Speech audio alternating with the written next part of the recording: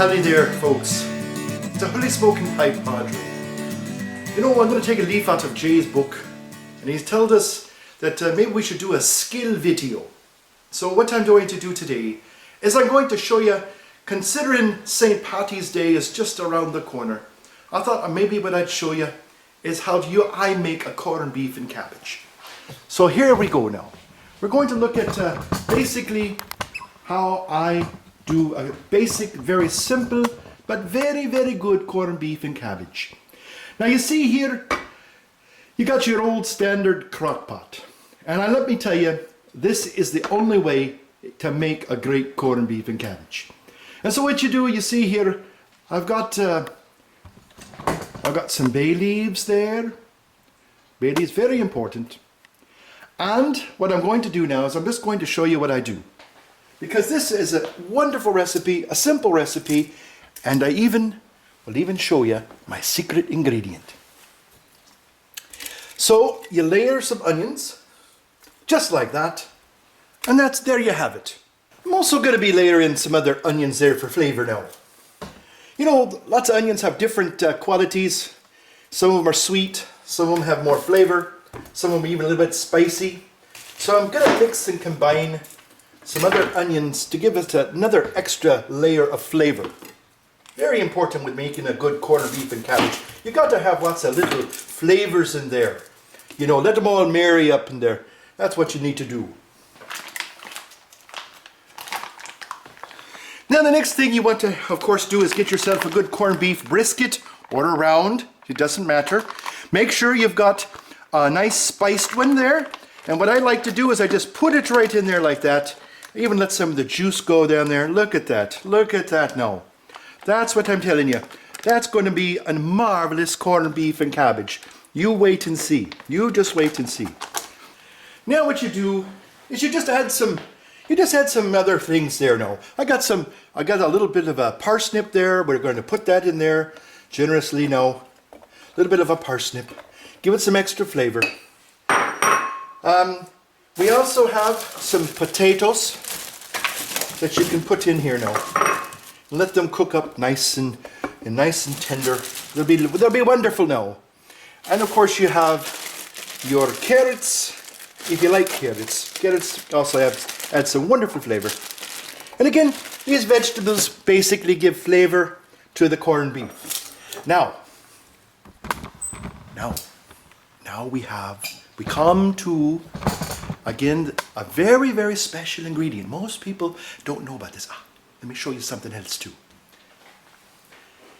A little bit of bacon here for a little bit of extra flavor that goes into the corned beef. We'll do that now. Just take these bacon bits and you just break them up. That's all you do. That's it. That's it. Nothing to it. This is a very simple recipe. And I think you and your family will have a great St. Paddy's Day if you just follow this recipe. Okay, there you go. Now, I know what you're thinking. You're saying, but Padre, you got all the corned beef and you got the potatoes and you got the carrots and all that, but where's the cabbage? That's an excellent question. Where's the cabbage? Well, let me tell you. The cabbage goes on last. That's what it does. But here's where the real magic begins. And most people don't know this about a good corned beef and cabbage. But I tell you, there's two secrets to it. And I'm going to share those secrets with you. Normally, I don't share my cooking secrets with people. I just don't do it. But you know what? Because I consider you all family, I'm going to share with you my secrets for an excellent, perfect, tender corned beef. Now, this might seem a little incongruent with some of your recipes, but let me tell you, it's amazing, fantastic ingredient when you make a corned beef and cabbage. So here it is. I'm going to show you this, my friends, and I hope I don't scandalize you by doing this. Now, I think some of you already know what old Padre is going to put in here.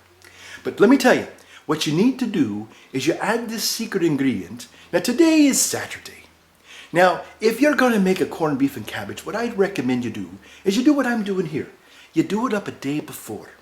Now, what you want to do is you want to let it sit That's all you want to do. Just let it sit just for a few hours, maybe overnight. But here comes part of the secret ingredient. Are you ready?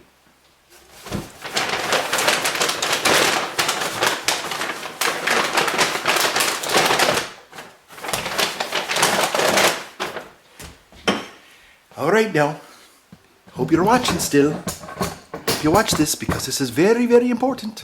This is the secret ingredient coming right up, coming right up. This secret ingredient,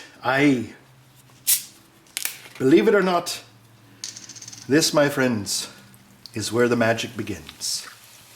And you just let this sit overnight. Ah, listen to that. Ah, listen to that. Now, there's also one other secret ingredient that I like to use to give it just an extra little bit of flavor. That's an orange soda. This is actually an orange lime soda. Just a little bit, just to top it off now. And what we're going to do is we're going to let that sit overnight. You don't cook it until the next day. So I'm going to let this sit for the rest of the day. Letting all those flavors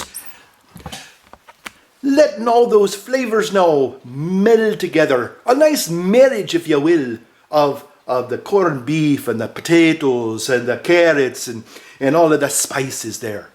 And I tell you, my friends, if you do that, you're going to have yourself a marvelous, tender corned beef. And at the very end, maybe the last few hours, what you do is then you take your old cabbage there, you cut it in half and you put it on top. And when about 3 or 4 hours later, everything is perfect, tender, fork tender, and you're going to have yourself an absolutely wonderful St. Paddy's Day.